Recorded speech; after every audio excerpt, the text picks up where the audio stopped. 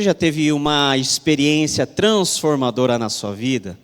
Quando eu falo de transformadora, é você estar numa situação totalmente ruim, uma situação de morte, uma situação para onde você não vê alternativas de saída, uma situação em que você realmente se vê perdido e de repente, como no apagar das luzes, acontece algo que te liberta daquele momento ou te dá uma nova perspectiva de vida. A gente pode viver momentos como esse nas nossas vidas, quando coisas ruins acontecem conosco, mas como que num passe de mágica as coisas ganham encaminhamento, se resolvem. E quando isso acontece, nós olhamos para as dificuldades que para trás ficaram e falamos, não, agora a minha vida vai ser diferente, não, agora eu vou fazer as coisas certinhas para não entrar naquele módulo de desespero que meus erros ou que decisões ruins ou erradas, elas trouxeram para cada um de nós. Esse novo começo, essa nova perspectiva, essa nova vida, é aquilo que Cristo nos oferece quando Ele entrou na nossa história, quando Ele fez parte da nossa vida.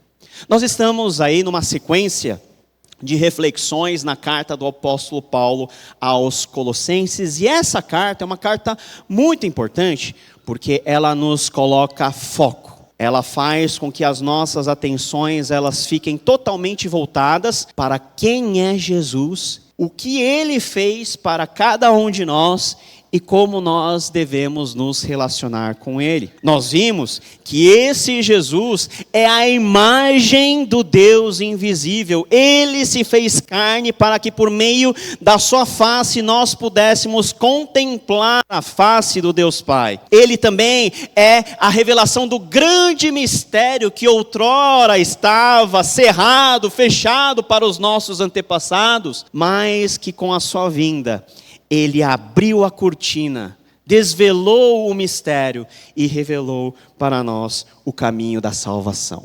E essa salvação que Jesus Cristo, Ele faz na vida de cada um de nós, faz com que a nossa vida seja diferente. Ou seja, quando Cristo Ele nos alcança, nós somos convidados a ter uma nova vida com Ele. Somos vivificados de uma situação de morte, de uma situação de letargia, de uma situação de corrupção, de uma situação onde nós estávamos até aqui inundados em pecados, em situações de morte. Ele nos traz novamente a vida. E é sobre isso que eu gostaria de compartilhar com todos vocês. Para isso, eu gostaria que você acompanhasse comigo a leitura de Colossenses capítulo 2, a partir do versículo 6 ao versículo 23. Você pode abrir na sua Bíblia ou ligá-la. E o meu convite é que durante a semana você possa também ler esse trecho que é relativamente longo, com calma. Um trecho bem denso, mas um trecho muito precioso, que nos traz muitas lições e que nos desafia a realmente nós analisarmos se nós, de fato, vivemos uma nova vida com Cristo. Diz assim a palavra do Senhor a partir do versículo 6. Portanto, assim como vocês receberam a Cristo Jesus, o Senhor, continuem a viver nele, enraizados e edificados nele, firmados na fé como foram ensinados, transbordando de gratidão. Tenham cuidado para que ninguém os escravize a filosofias vãs e enganosas que se fundamentam nas tradições humanas e nos princípios elementares deste mundo e não em Cristo. Pois em Cristo habita corporalmente toda a plenitude da divindade e por estarem nele, que é o cabeça de todo poder e autoridade, vocês receberam a plenitude. Nele também vocês foram circuncidados, não com uma circuncisão feita por mãos humanas, mas com a circuncisão feita por Cristo, que é o despojar do corpo da carne. Isso aconteceu quando vocês foram sepultados com ele no batismo e com ele foram ressuscitados mediante a fé no poder de Deus que o ressuscitou dentre os mortos. Quando vocês estavam mortos em pecados e na incircuncisão da sua carne, Deus os vivificou com Cristo. Ele nos perdoou todas as transgressões e cancelou a escrita de dívida que consistia em ordenanças e que nos era contrária. Ele a removeu, pregando-a na cruz e tendo despojado os poderes e as autoridades, fez deles um espetáculo público, triunfando sobre eles na cruz. Portanto, não permitam que ninguém os julgue pelo que vocês comem ou bebem, ou com relação a alguma festividade religiosa, ou a celebração das luas novas, ou dos dias de sábado. Essas coisas são sombras do que haveria de vir. Na realidade, porém, encontra-se em Cristo. Não permitam que ninguém que tenha prazer numa falsa humildade e na adoração de anjos os impeça de alcançar o prêmio. Tal pessoa conta detalhadamente suas visões e sua mente carnal a torna orgulhosa.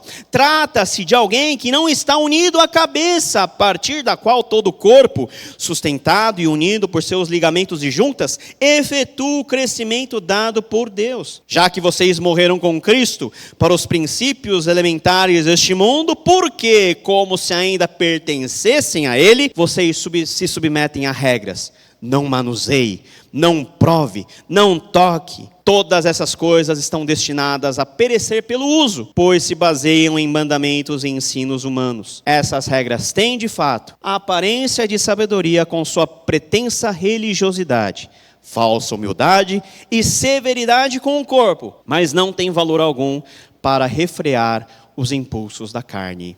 Amém. Vamos orar mais uma vez. Nosso Deus, muito obrigado pela tua palavra. E te pedimos que o Senhor fale conosco, com cada um de nós, para que, vivificados com Cristo, nós possamos ter no Senhor a vida verdadeira, que nos faz viver com um modo diferente do jeito que nós vivíamos anteriormente. Nos abençoe, Senhor. É o que nós te pedimos, em nome de Jesus. Amém e amém. Nós fomos vivificados com Cristo. É essa a palavra que nós temos da parte de Deus. Nós somos novas pessoas. Nós somos nova criação. Se alguém está em Cristo, nova criatura é. As coisas antigas passaram, eis que tudo se fez novo. Agora, a pergunta que eu gostaria de fazer para você é se está novo de verdade. Não somente pelas coisas que você ganha de novo, mas pela sua própria maneira de viver. Se você está vivendo em novidade adequada à sua condição de seres humanos vivificados com Cristo, ressuscitados do pecado e agora tendo um relacionamento vivo com Deus. Na época em que Paulo escreveu essa carta na igreja de Colossos, havia uma onda muito forte de um certo tipo de pensamento que era mais ou menos o seguinte: olha, Cristo não é suficiente não. Você tem que fazer a sua parte. Sabe quando você dá a bronca para o seu filho e fala o seguinte: olha, papai está fazendo todas as coisas aqui. Te dá comida, paga a sua escola, mas você tem que fazer o quê? Sua parte. Então vai lá, arruma o quarto. Vai lá e estuda. Esse fazer a sua parte é algo constante nas nossas vidas. E quando isso é colocado dentro da vida cristã, o fazer a nossa parte pode ser algo bom ou ruim, dependendo da motivação e da intensidade. Na igreja de Colossos havia pessoas que diziam o seguinte: olha, você precisa voltar à lei de Moisés, cumprir os mandamentos, guardar as festividades, os dias solenes, os sábados, porque é isso que te qualifica como cristão, e é assim que Deus vai ser favorável a você. Você tem que fazer a sua parte, você tem que fazer, tem que obedecer, tem que cumprir rigorosamente os mandamentos. Se você é homem, você tem que ser circuncidado. Mas o que Paulo está dizendo é o seguinte: olha, existe algo que essas pessoas elas estão perdendo de vista, porque a nossa vida nova com Cristo não consiste mais em uma vida apenas pautada na obediência cega aos mandamentos, muitos desses mandamentos que se concretizaram e se cumpriram com a vinda de Cristo Jesus. Trocando em outras palavras, o seu foco não pode estar nas regras, como se as regras fossem a finalidade principal da nossa vida. O foco da nossa atenção tem que estar onde? Em Cristo e em uma pessoa. Quando o foco do nosso cristianismo está apenas em ter que fazer alguma coisa, eu mesmo me torno Deus a quem sirvo. Porque quando eu faço, eu me sinto bem, eu acho que Deus é favorável a mim. Mas quando eu volto ao Evangelho e entendo que Cristo Jesus é uma pessoa com quem eu tenho que me relacionar, e por meio de Jesus Cristo, com a sua ajuda, com a sua agência, nós cumprimos a lei, aí nós fazemos as coisas do jeito correto e do jeito certo. Nós somos vivificados com Cristo. E todo esse trecho nós podemos resumir em 3 pontos, em 3 formas de entendimento. Primeiro, nós somos vivificados com Cristo para uma finalidade que parece até certo ponto óbvia. Nós somos vivificados com Cristo para vivermos nele. Nós não fomos vivificados com Cristo para viver da mesma maneira que nós vivíamos outrora no mundo, com as mesmas paixões, com as mesmas inclinações, não. Nós fomos vivificados com Cristo porque Ele nos comprou, e como Ele nos redimiu, Ele pagou o preço dos nossos pecados, Ele nos fez novas criaturas. Agora o nosso compromisso está em vivermos nele. Olha só o que diz no versículo 6 e 8. Portanto, assim como vocês receberam Cristo Jesus, o Senhor, continuem a viver nele, enraizados e edificados nele, firmados na fé, como foram ensinados, transbordando de gratidão. Tenham cuidado para que ninguém os escravize a filosofias vãs e enganosas que se fundamentam nas tradições humanas e nos princípios elementares deste mundo, e não em Cristo. O foco da nossa nova vida é de nós vivermos nele, em Cristo.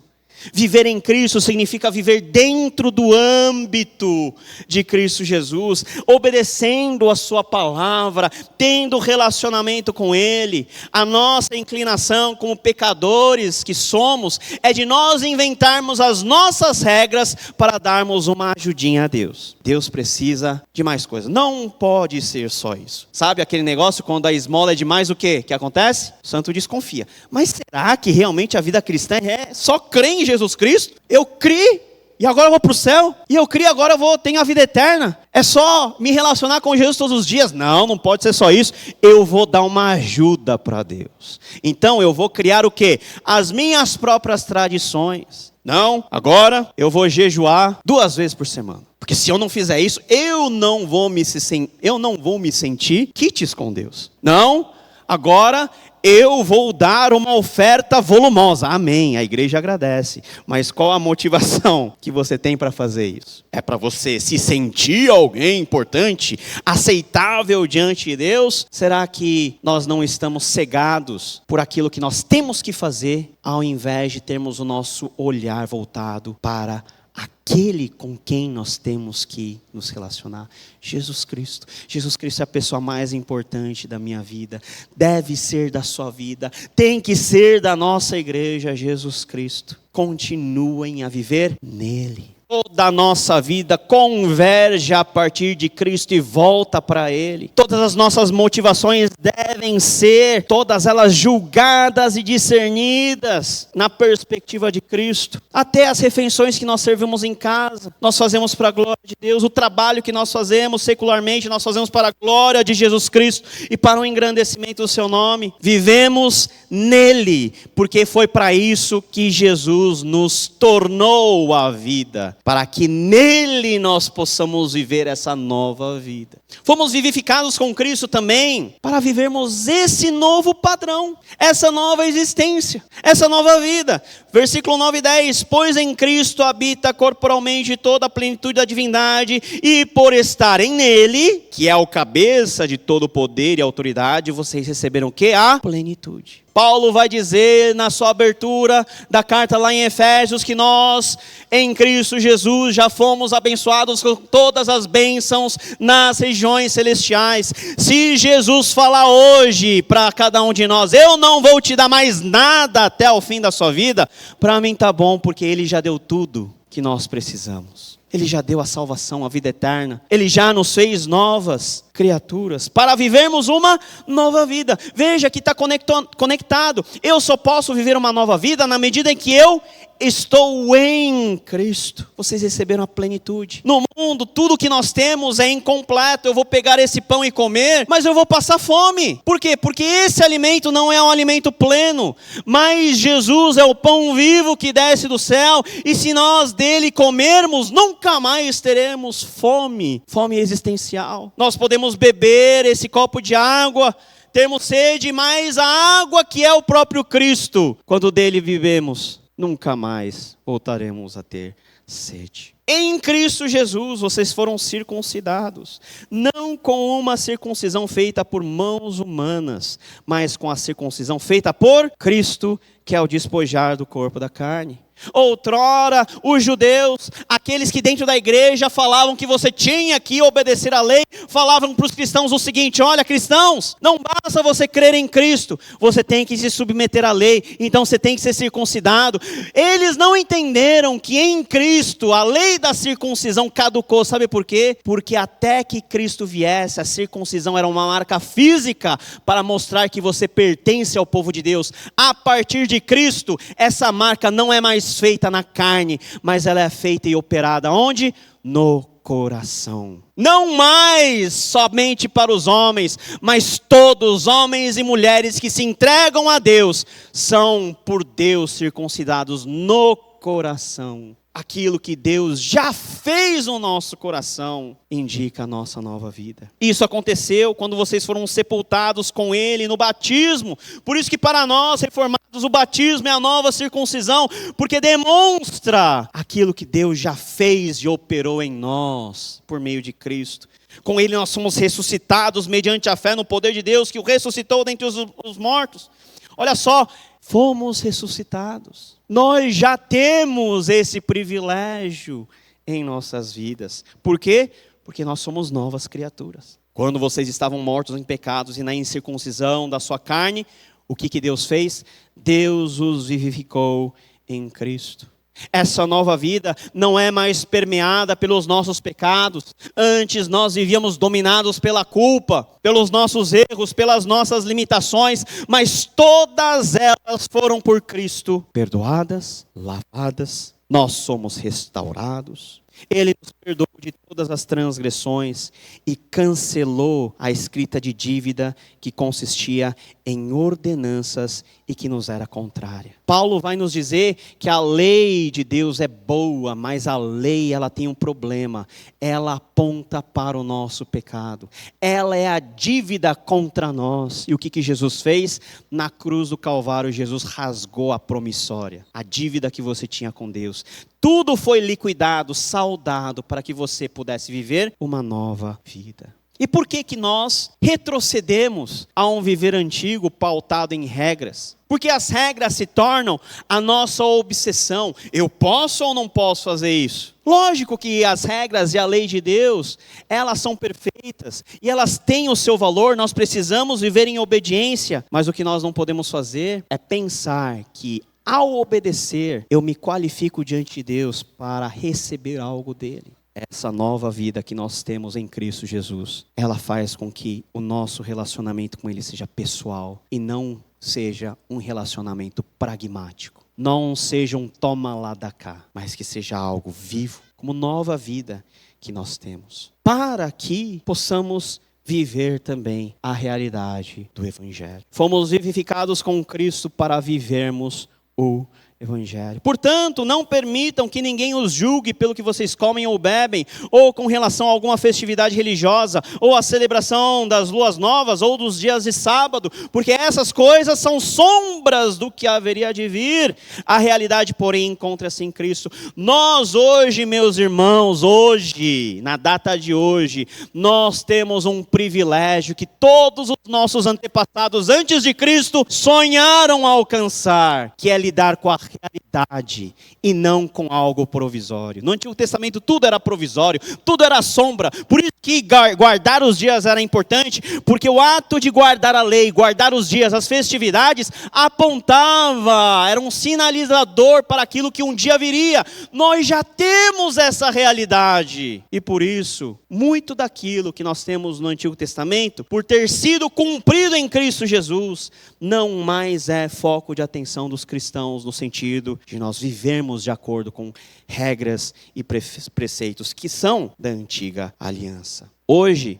nós temos em posse a realidade, que é Cristo Jesus. Cristo, ele é real dentro das nossas vidas. Ele é uma pessoa real, nós precisamos nos relacionar com ele de uma forma viva e real. Já que vocês morreram com Cristo para os princípios elementares deste mundo, por que, como se ainda pertencessem a eles, vocês se submetem a regras? Não manuseie, não prove, não toque. O problema não está nas regras. O problema está em eu me submeter às regras, como se as regras fossem Deus, ao invés de nós nos submetermos a Cristo e ao que Ele fez.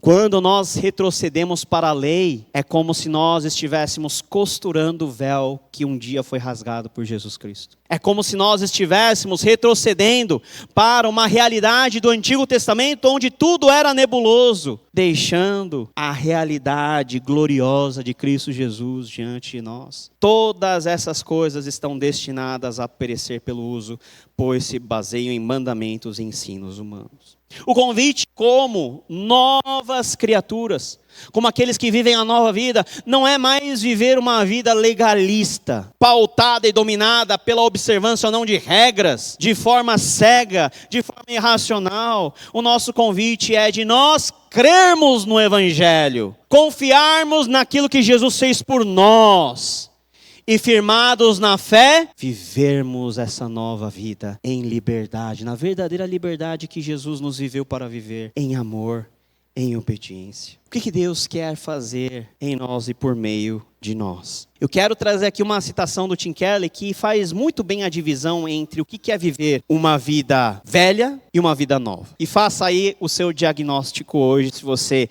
é uma velha criatura ou uma nova vida em Cristo Jesus. Porque a velha vida, ela está preocupada em ter que fazer alguma coisa. Eu faço para eu ser qualificado. O legalismo que nós chamamos é fazer algo para merecer a salvação. Então tudo que você faz é para você merecer alguma coisa. É a busca de algo além de Jesus Cristo para ser aceitável e limpo diante de Deus. O que nós estamos buscando é sermos aceitos diante de Deus por aquilo que nós fazemos ou por meio daquele que nós cremos. Se nós vivemos uma vida legalista, a vida cristã vai ser cada vez mais difícil para você. Porque você vai querer fazer muito e um dia você não vai ter nem ritmo, nem pique e nem boa disposição para fazer tudo isso. Porque o nosso coração é enganoso. Mas quando a nossa confiança está no Evangelho, que nos faz habitar em Cristo, que nos faz ter uma nova vida, aí é tudo diferente. O Evangelho é este: somos mais pecadores e falhos em nós mesmos do que jamais ousamos acreditar, mas ao mesmo tempo somos mais amados e aceitos em Cristo Jesus do que jamais ousamos esperar. Eu não preciso fazer nada para receber o amor de Deus. Deus já me amou. Antes de nós sermos alcançados nos nossos pecados, Deus já nos viu, nos escolheu, enviou Jesus para nós. E agora, nós não vivemos como se fosse obrigação fazer algo para obtermos o favor de Deus. Nós simplesmente fazemos o quê? Nós nos deleitamos naquilo que Jesus fez e nós vivemos em resposta à graça de Jesus, ao amor de Deus. Nós não fazemos para sermos amados mais. Nós fazemos por sabermos que somos amados. E como nós sabemos que somos amados por Deus, pesa em nós a responsabilidade de também amarmos a Deus. Não da mesma forma que Ele nos amou, porque é impossível, essa dívida nunca vai poder ser paga. Mas na sua limitação, dentro daquilo que você sabe fazer, que você possa amar ao Senhor de todo o seu coração. Porque amando ao Senhor, todos os mandamentos, eles vão sendo cumpridos. Não mais pela sua iniciativa, mas pela iniciativa do próprio Espírito Santo que já habita em nossos corações. Aquilo que antes você achava difícil você largar por amor a Deus, quando Deus começa a agir em você, você larga com uma facilidade, que até mesmo você vai se assustar. Porque Deus, Ele quer fazer uma obra na sua vida. Ele te convida a viver uma nova vida nele, para que possamos entender que Deus está mais interessado no seu coração e na sua disposição, na sua entrega, do que simplesmente você obedecer por obedecer, porque você tem que obedecer. Fomos vivificados para viver uma nova vida, perdoados e restaurados, livres de termos que fazer algo para Deus nos aceitar. Mas, uma vez alcançados pela graça, somos responsáveis em viver a realidade que está em Cristo, o verdadeiro Evangelho. Convido você a, nesse momento, fechar os seus olhos, curvar sua cabeça e responder à pergunta do Evangelho de hoje. Querido, querida, você vive uma nova vida? O seu foco do olhar está alinhado em Cristo? Ou você quer fazer muita coisa para as pessoas olharem para você ter aquele sentimento de aceitação? Deus já te aceitou, você não precisa disso. Deus já te aceitou em Cristo Jesus. E por sermos aceitos, é que nós com alegria obedecemos aos mandamentos. Se os mandamentos têm sido penosos para você, o convite é que você conheça, se renda a Jesus, porque Ele vai tornar a sua experiência da obediência e da submissão prazerosa, algo que realmente vale a pena. Que Deus possa abençoar cada um de nós em nome de Jesus.